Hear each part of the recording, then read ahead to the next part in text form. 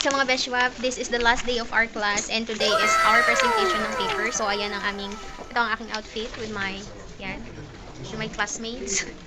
Tapos ayan, papakita ko sa inyo kung ano yung mga ipipresent namin. This is from the Ate Lilibet. I don't know. This is from Solomon. That's mine. Please. Hybrid. Hello? And this is Emeka. And that's everyone. You, because you gave us the opportunity to serve you and to be part of your life. Maybe you think that we are doing you a favor, but actually you are doing us a favor, because through you we have learned a lot. And every year we come together, new students, and this group, you are for the integrated human rights education, meaning how to integrate human rights in our daily life. Human rights is something that you learn by integrating it into your life, not only from textbooks, but in the streets, in the alleys, and in the canals, and in the rivers. And so you are here, and congratulations for one good year. You have done an amazing job. I had the privilege to lecture twice with you, and we had a lot of fun and laughter. Thank you very much for being part of this, and thank you very much for allowing us to be part of your life. And I'm sure today you're going to introduce your objects. We have also a friend from Switzerland, I see, there following us. But thank you, and please know that after this program, we also have what we call the School of Global Studies. If you want to study further, if you want to further your knowledge a little more in academic level, then feel free to ask Jennifer, and then or my colleague there, Beth. She will give you the whole information. She's our coordinator for School of Global Studies. And so don't forget that. Learning is lifelong. You are learning all your life. You don't think this is the first time and then I finished, now it's done. You continue. Yan po yung mga bisita namin. Walang tumitingin sa libro ko. Buti na lang walang tumitingin. Isa pa nila ba? Iniisa-isa nila. Hindi na kami makahinga dito. Migration story is that day my life begins. Why I choose money as the object of my migration? Is it the money that motivates me to be a migrant worker?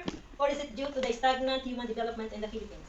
Allow me to quote a verse in the Bible, in the book of 1 Timothy chapter 6, verses 9 to 10. It states here, "But people who long for rich fall into temptation and are trapped by many foolish and harmful desires that plunge them into ruin and destruction.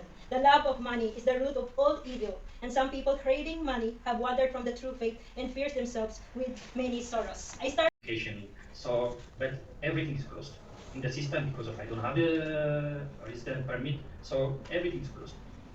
But I'm not give up. But I'm doing myself to update myself, to search and to knock and ask to help some opportunity for me. But no one is going to help me further because. Gabi sa inyong lahat. I speak to my language, and it's the idea of Emeka wearing our national fashion. And also, we are honored and flattered to wear this because we will be celebrating 124 Independence Day on June 12. So, everyone is welcome to celebrate with us. We have two celebration here in Amsterdam, and on the day itself, June 12, in Southern Park in Den Haag. So, I came from Den Haag. And by the way, I'm Michelle Watiwat from the beautiful island of Philippines. Alright, so here's my object. As you can see, my title is My Dream House, but if you notice, it's my family. Because a home or a house is not complete without a family or without the people. So the main reason why I came back here is to rebuild our house, to rebuild our home, because I could see it's really literally destroying, not only as a family but also as a physical appearance of our house. My journey coming here is not easy. There's a lot of struggle. I was here as an au pair way back 2016, but I only stayed to my host family for only 3 months because of discrimination and modern slavery. What do I mean by that? It's like I only have 2 bread to eat, 1 in the morning and 1 in the afternoon. Which I was thinking, if I start in my country, even we are poor, we can eat 3 times a day. Complete meal, rice. And that time, I couldn't live without eating rice a day. I feel I'm so weak because I live 20 nut experience is very different and it's very difficult to adjust. And my host family wanted me to adjust within 1 week or 2 weeks, which is not really good for me. at that point, I have to make a decision and way out of it. So I met a eat my pride because it's like in the Netherlands I came, it's like I have more expectation because I graduated with high degrees. I took my master's degrees and then I'm gonna work as a house cleaner, which my pride was been like I couldn't, it's really hard, but it's like okay, I'm already here, so I have to do something. I really don't want to go back without nothing. But still I go back after a year, after I finished my visa. And that time I was really struggling that I was the breadwinner. Every single decision they asked for my approval.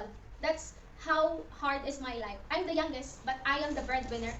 It's not my family, but I also extended my help to my community. If I have something, I always wanted to experience my community to experience what I'm experiencing here. Just a small chocolate, that would be a great pleasure to them. The host family giving me old clothes, it would be a big pleasure for them. So I'm not really shy to ask, do you have old clothes? Why? Because I'm gonna put it in the box so that I could give smile to my neighbors who are in need. Because as you know, our country is in a third world.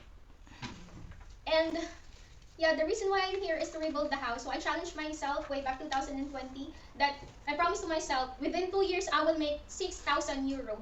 But I did it in 1 year. I did it in 1 year. And then the next year I was like, I can make 5,000 euro. But this year, until August, I will make 12,000 euro. So always challenge yourself, but not for other people, not to please other people, but to please you. How do I do that? It's just a matter of discipline. Because the more money you have, the more demand or the more you want. So it's like 50% of my salary goes to the savings. Then the 50% will be budgeted for this, for that, and for that. And I always see to it that every month I have 100 euro for community, for my community in the Philippines. It's really so this opportunity that Film has given to me. Before I was like, how could I study? Because I really like studying. I love research. I love reading. And I was looking for an opportunity. How could I continue my study here even if I am documented? Then Famous came and sent a random text that they were looking for someone who would like to study here. And it's like, oh, that is the time. No hesitation, I registered myself. Yeah, I registered myself. And then it really helps a lot. And I applied everything I learned here from my current situation into my work. Because one of my boss or one of my employer did something. I don't want to tell that story, but just to how do I apply it? I told him, you paid me, because she said, I paid you more. And I said, yes, why? Because I am undocumented. You save a lot from me. If I'm documented, you will be paying my taxes, my insurance, my vacation, and others. And she ended her conversation. So because I know what is my right, not unlike before, if I'm not yet studying human rights, I really don't know what's my right, because I was like, work, house, and they always say, do this, do that, and now, yes, I say yes, because it's in my mind that I am documented, I don't have rights, but when I enter in this school, I know what is my right. It really helped me a lot to develop, and as always, success in life is not a race. It takes time, hard work, and always try to do it again and do it again. If you fail, just do it again and repeat.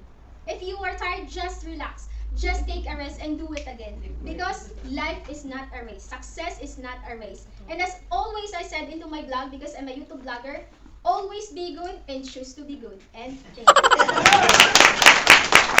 Going out from my place of work to my house, one huge policeman. Look, imagine, how am I small? And how is it big? He's greater than this man. I can show you the police, you see? Oh yeah. He's huge police, he's the people's group, taller than all of the people. Then he come and say to me, how are you? He was at my back. I look so, when I see him, he's big. And I say, I low sound, okay. Then immediately, as he know, as my refuge, he starts to shout on me, to kick me by his big hand, and with his foot, he kicked me a lot. He said to me, can we agree? That means, can you pay to me some money? Oh. Then I silent because I haven't any money as a family. Delta, the big heart of Nigeria, where the oil is coming from. I know that most of us will be wondering, what are these pictures all about? My life has been a very tough one.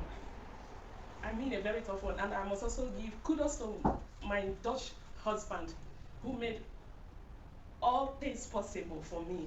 So, It's a suitcase.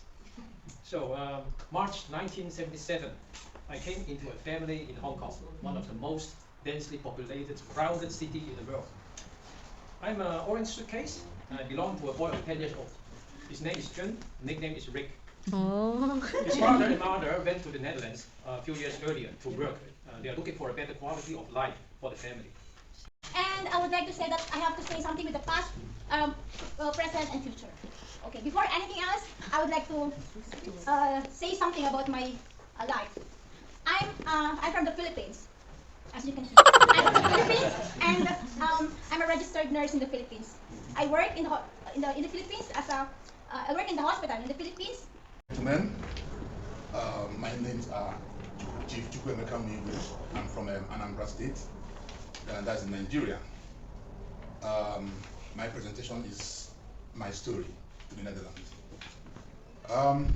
It all started back when after high school, let me just give you a brief, after high school. So you have a group of friends in your community where everybody plays around, everybody's outside. the other stories, it was so emotional, and then they choose the difficult part, but I had also, but I didn't choose the stuff and difficult part. I prefer to choose the strong point and positive point. Yeah, I'm from Iran. Iran is an Islamic Republic country, and then everything is based on Islamic rules. So there is no rights. My topic is freedom of speech, totally freedom of speech, and women rights is my things. And always I was busy and in Iran, always I was looking for human rights. I had some. Hey everyone, I'm Sherry from Philippines. I think I'm the newbie here. I'm just 3 years here in the Netherlands. And I choose this thing, the boarding pass, as my Object. Yeah, as my object today. Because it started actually when I was still a child and I dreamed of going to Paris. But knowing Philippines is on the other way or the other side of the world, it's too impossible. And the life in Philippines is too hard. And this one, I keep this as well because until now, this is from Hong Kong to the Netherlands. Because until now, I can't believe that I'm already here. And in Philippines, I'm a registered midwife. And while I'm taking my view for my licensure exam, I choose to work